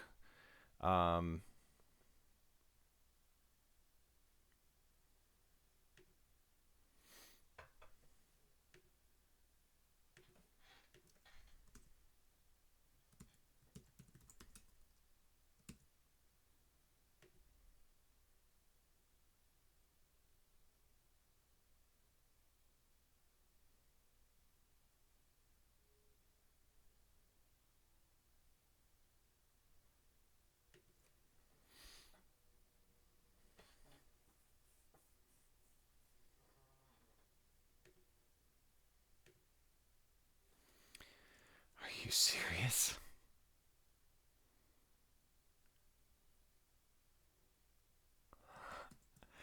That moment when you're just pulling random copy for the back of your book and you find a typo that your editor missed.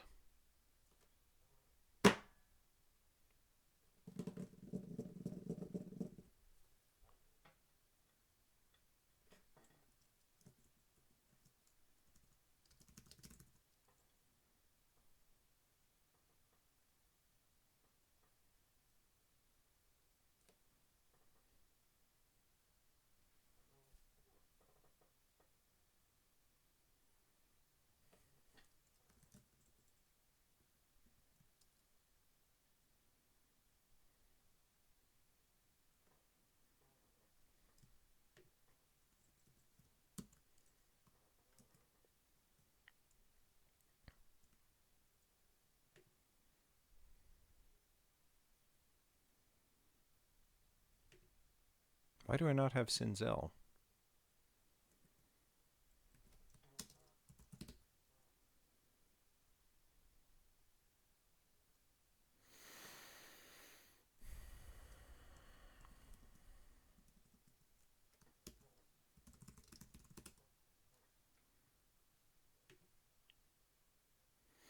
Well, thank goodness it's free.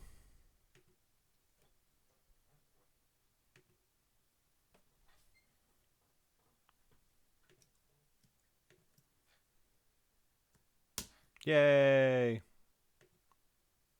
Install you. Install you.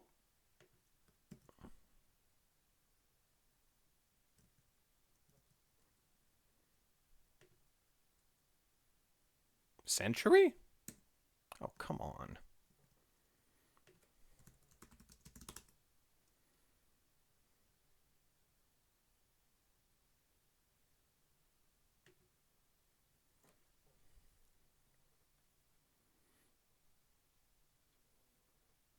Isn't UFont one of those fucked up font sites that'll corrupt your goddamn computer?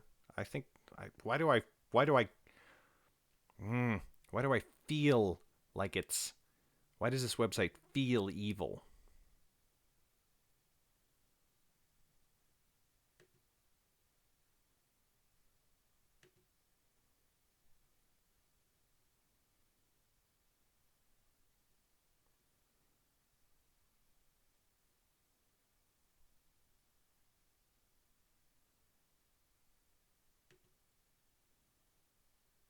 No, no, no, nope. Fuck you.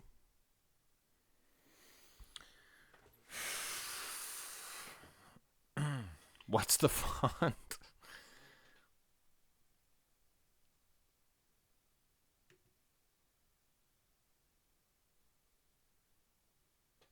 Oh my god. I had this font clearly. Like I already did.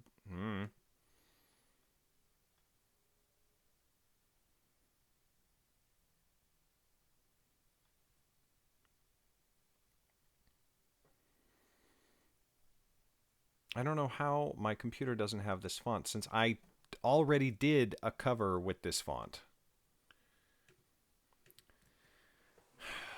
So annoying.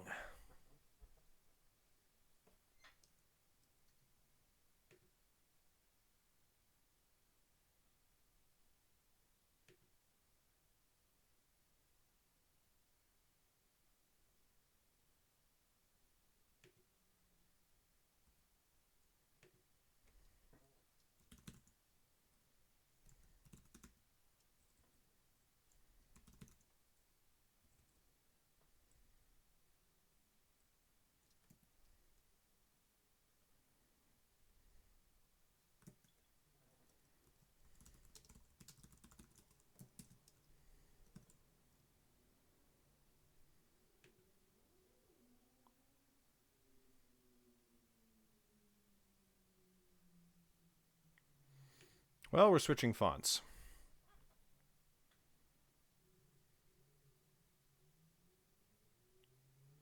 Hey, you said it was free. Oh, that one's free. All right. Add that shit to my fucking cart.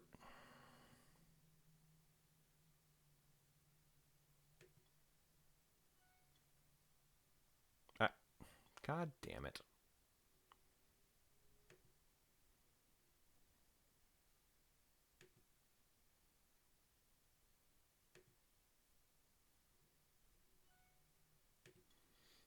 I'm gonna turn off my desktop for a sec.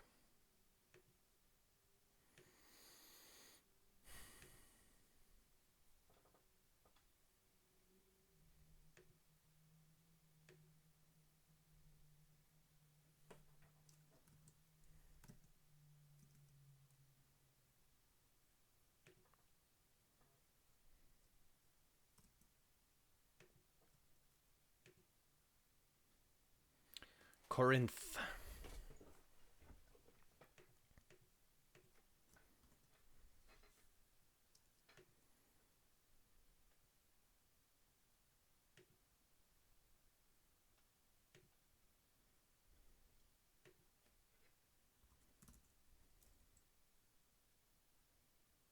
Oh yeah, that looks nice.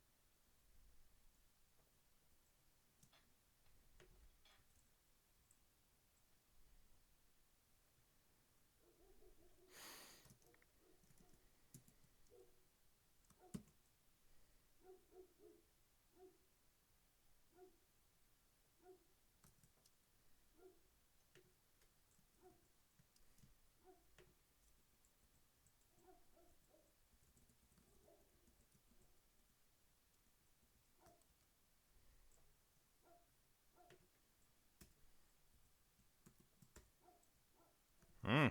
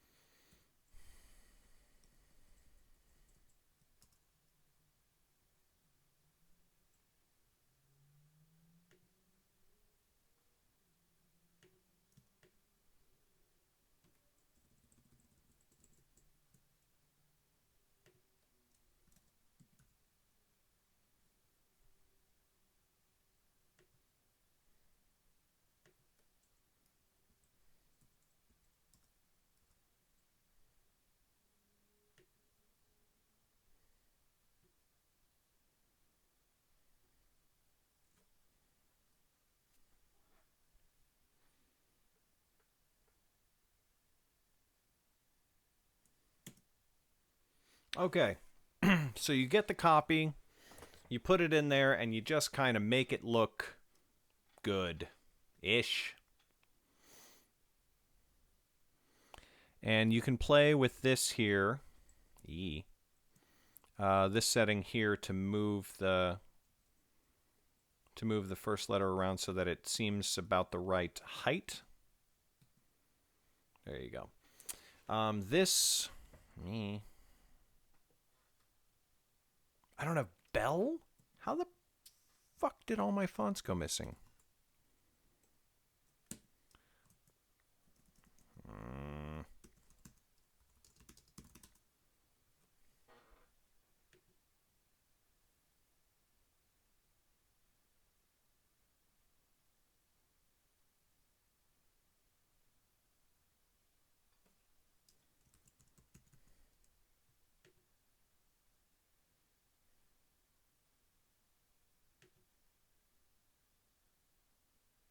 Nope. Nope, nope, nope. It's funny, you can just tell some font websites are just laced with viruses.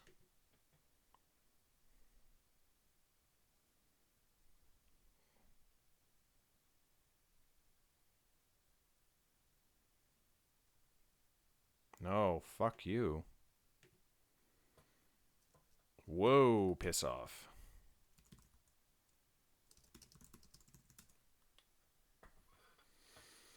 I recently had to reinstall my entire computer, so I probably lost a bunch of shit while I was doing that. That's all I can think of.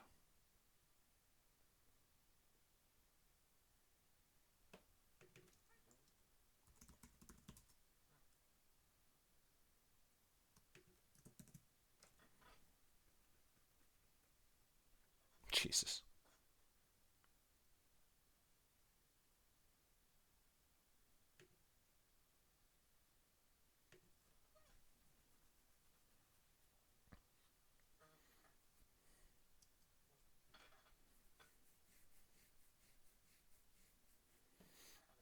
Do I have Caslin?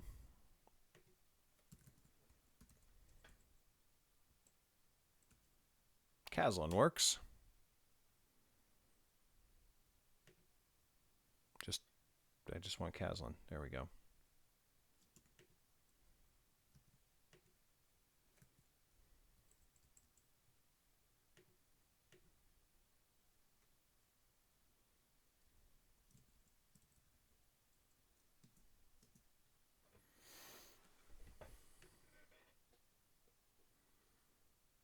Yeah. Yeah, that's what happened to me.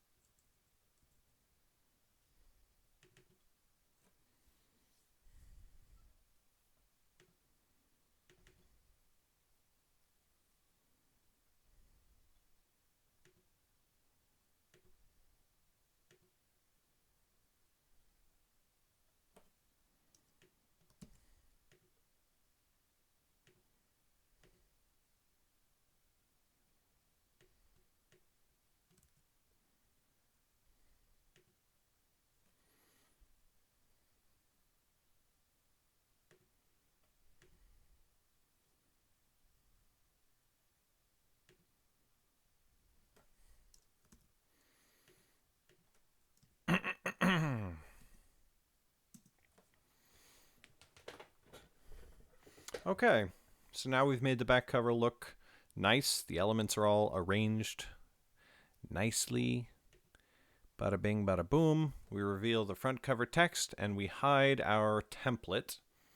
And all of a sudden, we have a book cover. Would you look at that? So there you go. That should give you the general idea of how we put all these things together. Then we take this and we save as, and it goes in Google Drive, Legendary, Underrealm, Academy Journals, Print, Volume 1, Cover Files, AJ01 paperback cover. Save it as a Photoshop file. All right, later, Felixani. Good to see you. And then we're going to save as soon as we're done. We are going to save as PDF. Photoshop PDF. Use proof setup working CMYK. That's the format that CreateSpace accepts. As a copy, embedded color profile, and save. Okay. Just use the Photoshop's default settings. Don't change anything. Uh-oh. Did it crash? What happened? It crashed. Yay! That's a great way to end the tutorial. But you get the idea. Okay, and with that, I'm going to end the tutorial again because I got to go to bed. I'm freaking exhausted. Hopefully that was not too super confusing. Although I'm sure it probably was, because if you're not, once you've done it a few times, you'll get the hang of it. But until then, it can be a massive pain in the ass. We'll come back next time, and I'll show you how to format the hardcover cover for print, and that'll be peachy keen. All right. All right, so I stopped the recording. I am also going to stop the stream at this point because I am tired and I need to go to bed. But hope to